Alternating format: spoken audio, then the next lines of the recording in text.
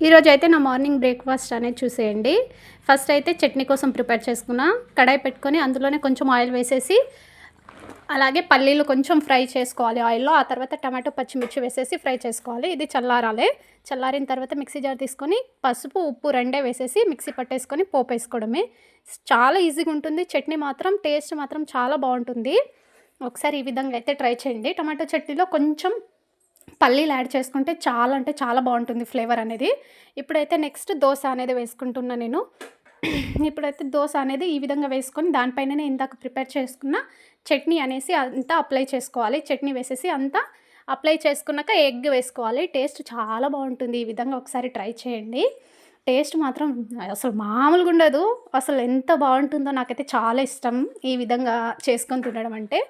మా పిల్లలు కూడా ఈ విధంగానే తింటారు. చాలా బావుంటది. పిల్లలకు కూడా చాలా ఇష్టంగా కూడా తింటారు వాళ్ళు. ఒకసారి ట్రై చేయండి. ట్రై చేయని వాళ్ళుంటే. కలర్ కూడా చూడండి చాలా బావుంటది. మనం బయట దొరికిన దోస కంటే చాలా బావుంటది.